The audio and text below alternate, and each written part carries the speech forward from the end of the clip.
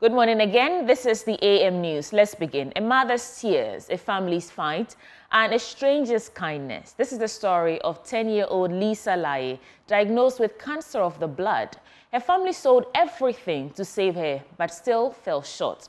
Today, there is help in the offing as CEO of Engineers and Planners and Jetta Cement steps in to cover out the over $100,000 bone marrow transplant in South Africa. Emmanuel Jibenu is on that beat and reports. In this quiet hospital corridor, Lisa's family clings to her smile on her phone screen. It is the only thread keeping them connected to the 10-year-old who once filled their home with laughter.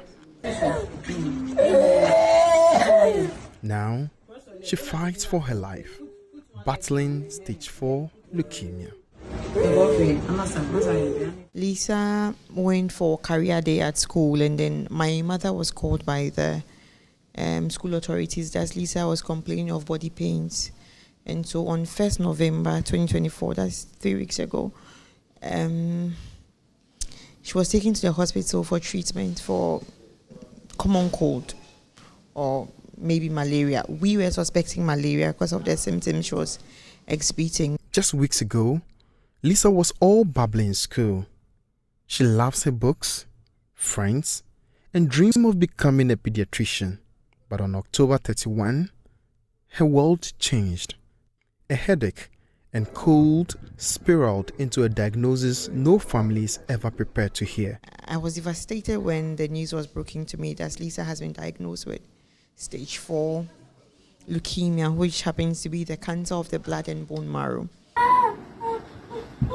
Sorry.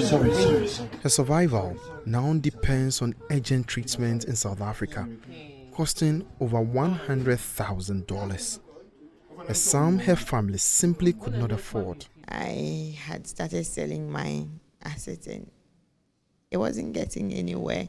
I have sold my little plot of land that I had, but it still didn't amount to anything. We are here pleading on your behalf. Desperation drove the family to social media, sharing Lisa's story and pleading for help.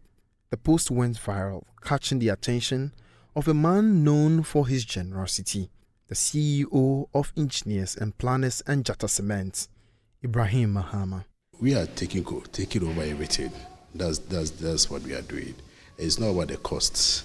I mean, we may spend more than that, but Mr. Ibrahim Mahama doesn't look at the cost when it comes to saving somebody's life. He always gives the instructions, say that whatever that you have to do to make sure the person is okay, the person is well, you save the person's life, you go ahead and do it. So that's why we went ahead. We didn't look at the cost of it. It's not about the cost, but making sure that we get Lisa to South Africa and for her to go through the procedure. And we have the doctors on standby and the nurses as well. Finally, the beautiful girl is smiling. Lisa will leave to South Africa accompanied by her family and doctors. It is the beginning of a critical fight, but one she no longer has to face alone. I would like to use this medium to thank him and say, may Almighty God bless him and increase him. And Lisa is grateful. God bless him. Lisa's journey is far from over, but thanks to an act of kindness, she now has a chance to see her dream of becoming a pediatrician come true. Emmanuel Jibenu, Joy News, Ridge Hospital.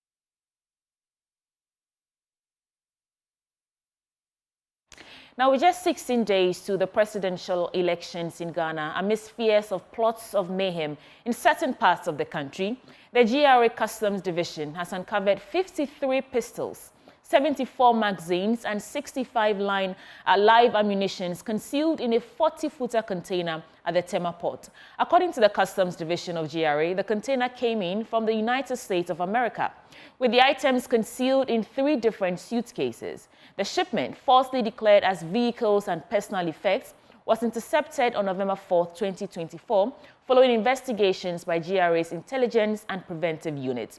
Brigadier General Zibrim Ayorogo, Commissioner of Customs, confirmed arrests have been made as investigations continue. Here's more. Following the notification, personnel of GRA Intelligence and Investigation Unit and the Customs Preventive Unit arrived at the scene and confirmed the 53 sidearms, the 74 magazines, and 65 live ammunition concealed in 3 different suitcases. The firearms, magazines, and the live ammunition were seized.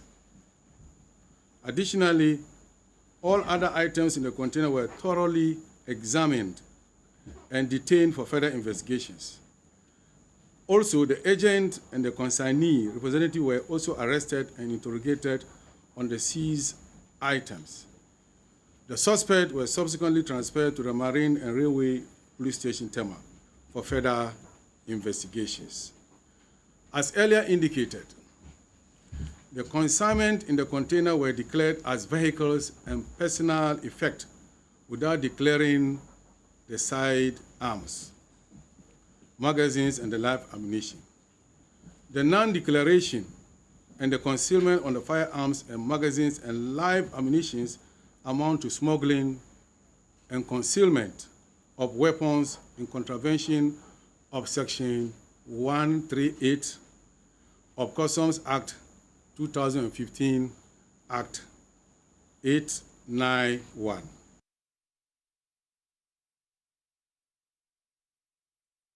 Brigadier General Zibrim Ayorogo warned that any person who imports ammunition without the requisite license or permit commits crime and therefore will be made to face the law.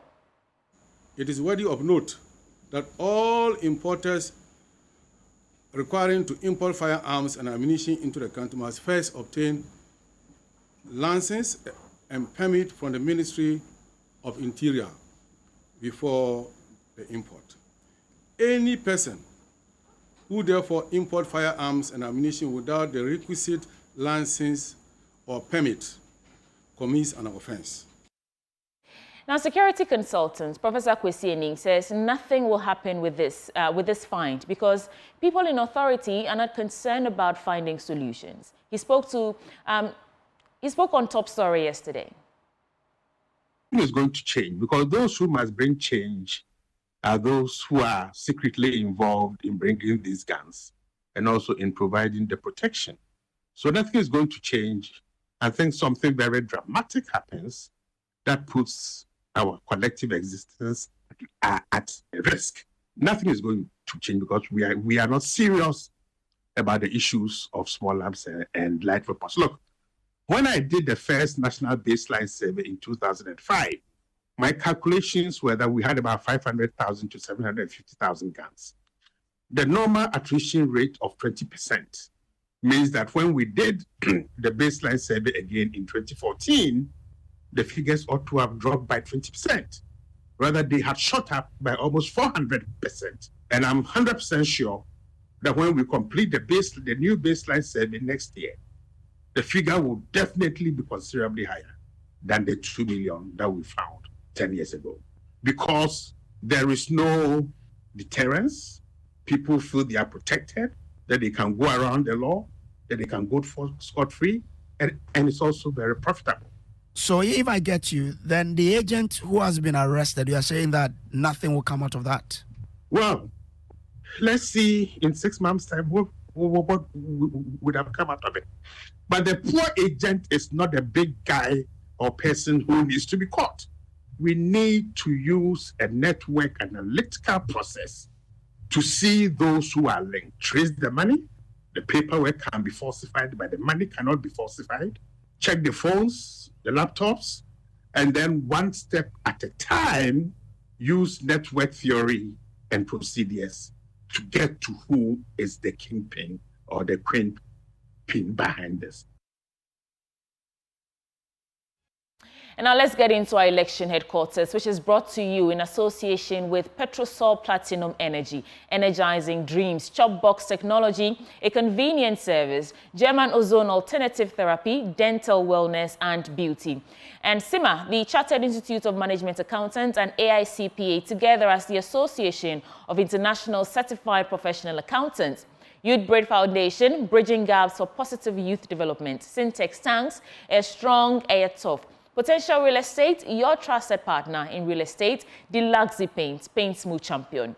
Now, from our election headquarters this morning, the Ghana Police Service is shifting gears with just days to the 2024 general election, adopting a transparent and proactive approach in its engagement with the media and the public. Traditionally tight-lipped, the police's limited communication with stakeholders has drawn criticism over the years.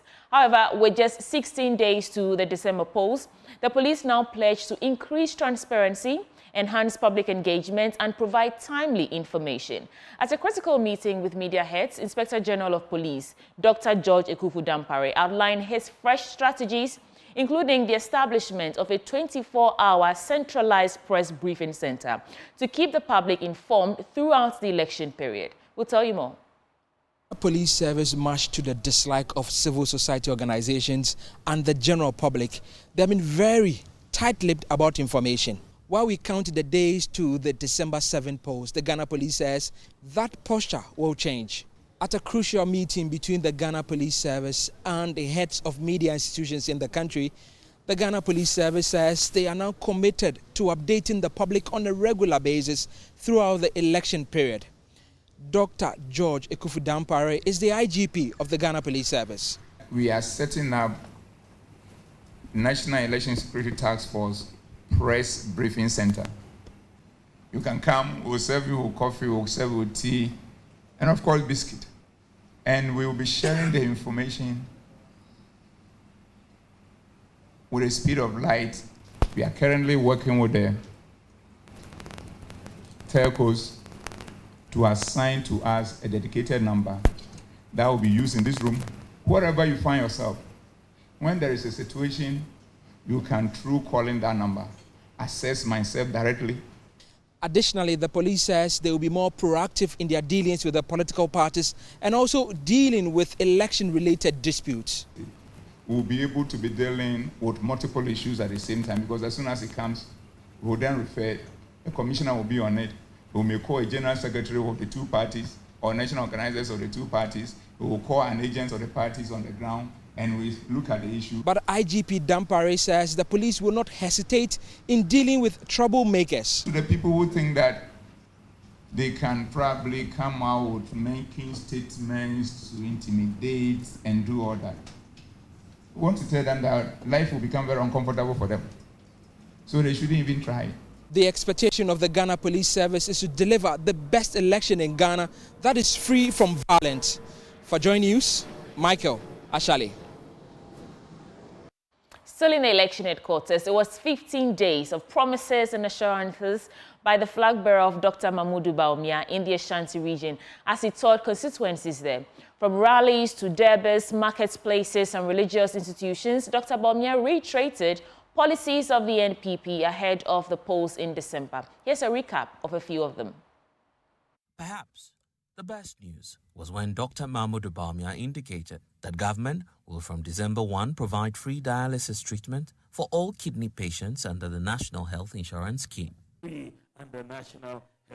Kidney dialysis has become expensive and a lot of patients are unable to pay for their treatments.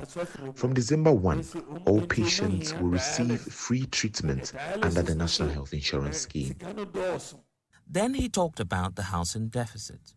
Accommodation, housing, and some edijuma bebre eba. We are coming to construct houses across all districts, and just as Nana said, we will do it and create jobs for the people. The flag bearer then promised to make miners in the country millionaires if elected as president. We will introduce the common user facility and gold catcher machines to support miners. I am going to make you millionaires while you mine responsibly. I'm going to make you millionaires. Millionaires. I'm going to make you millionaires. On electricity, he promised to reduce the cost of the commodity by 50%. Now hear him promise to establish an all-inclusive government if elected president. Dr. Bawumia also sought the support of religious leaders and traditional rulers to solidify the NPP's base in the region. Aside the call messages, Dr. Mahmoud Bawumia continued to challenge the NDC's presidential candidate John Dramani Mahama to a presidential debate. Osi oni die waye juma sinye. Me say uji uhudia so waye juma bra na yenye debate one on one. Mika sanu osuro wejani tisanko konketenkete. Wejani. Mami Monfastiano. Mami Monfastiano. Mami Asoko Adistiano. Mami Medamwase. NDC running mate, Professor Nana Jane Opoku-Agyeman, has clarified that the proposed Women's Development Bank is not intended to pit women against men, but to ease the burden on men and support families. Speaking in Guli on the final day of her Upper West Region campaign tour, she stated that the initiative, when implemented, will address critical challenges facing families. Joy News Upper West Regional Correspondent Rafiq Salam reports. Professor Nana Jane Opoku-Agyeman rounded a two-day campaign tour of the Upper West region at Gole in the West Central constituency. The Gole community is a predominant NDC stronghold. Paramount Chief of the Gole traditional area, Nasir Ibrahim Nobalanang, who doubles as a former member of the Council of State, spoke about the passage of the Affirmative Action Bill, what it seeks to bring to the development of women in the country. Nasir Ibrahim, who arguably is the longest-served district chief executive in the country, asserted that the nomination of Professor Nana Jane Opoku-Agyeman as the vice presidential candidate of the NDC is a test case for women, urging them to rally behind her to succeed to become the second most powerful person in the country. Ghanaian women are very sincere and committed to being liberated and given equal opportunities. This is the time we hope to see that. And I believe that if Ghanaian women fail to support Professor Nana to be the first vice president of the Republic of Ghana, it will be a chance they will be losing. And it will take them a long time to come by it. So the women rise. Professor Nana Jane Opoku-Agyeman, on her part, spoke about the NDC's plan to establish the Women Development Bank should they be given the nod in next month's polls. In the wisdom of the party and of that of His Excellency, the proposal is to create a Women's Development Bank, a bank that is sensitive to our needs. We don't want all the money in the world.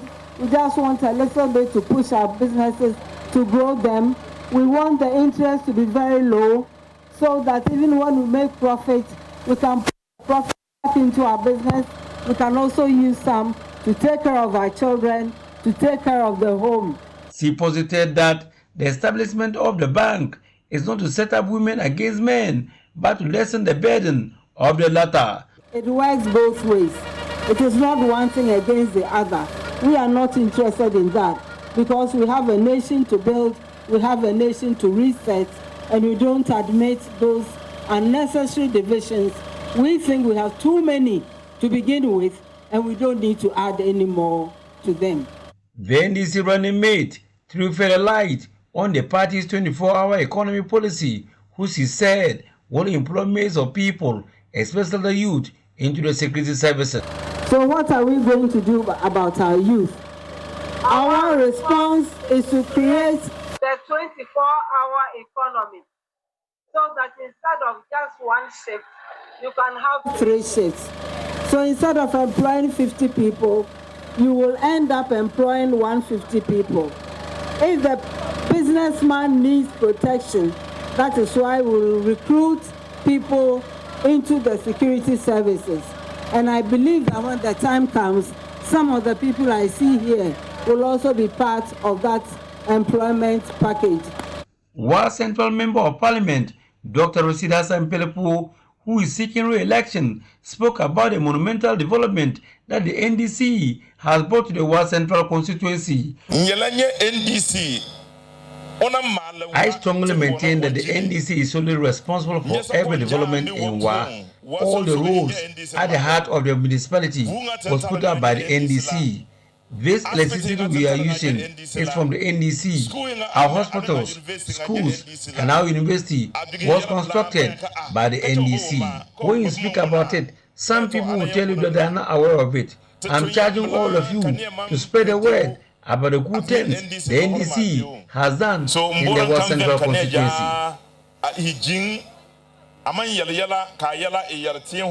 Reporting for GRA News, Rafik Salam, Bole.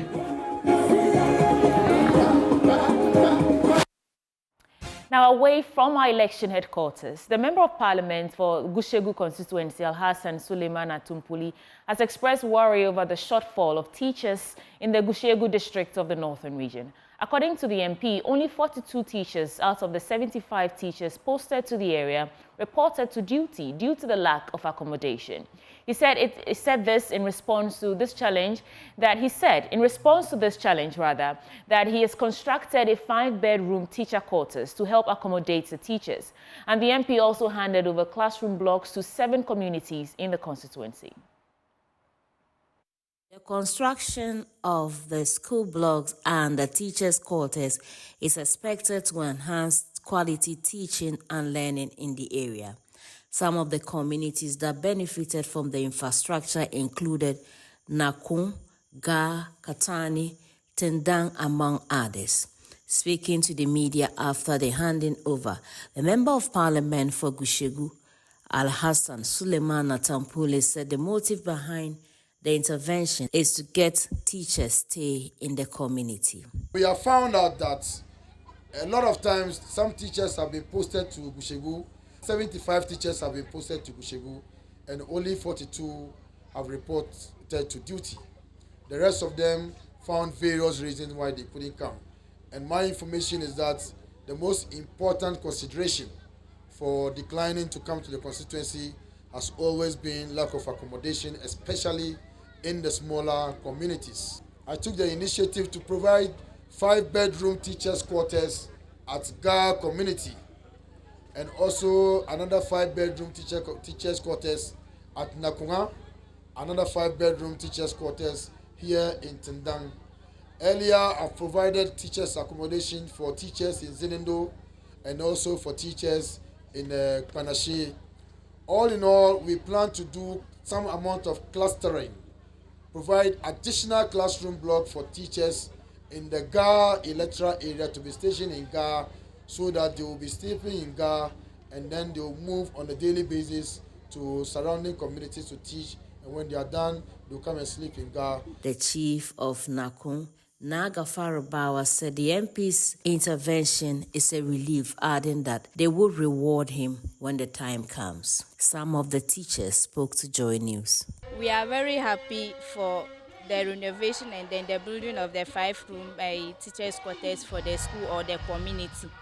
Initially, when the school was not renovated, we were having a lot of challenges because the kids, some of them in the class, one may fall and then the child will get sometimes the doors and other things. When it rains, goats and sheep will come and urinate inside. So it was not helping, because when you come to school, you have to sweep, then you wash the classroom before teaching and learning can take place. Because I was living in that room, and then I used not to come to school early, but now I could even come to school at dawn. It will go a long way to help with the teachers who are here to stay and be at post at all times so that we'll be able to have contact hours with our people. We're more than the rooms provided initially. So we're pairing 3, 3, 4, 4 in a room. So now that this building has been put up, I think the number we'll be able to pair like 1 in a room. I think it will go a long way to help.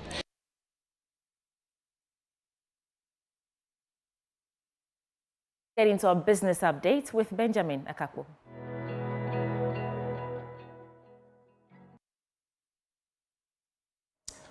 Welcome to Business and our first story.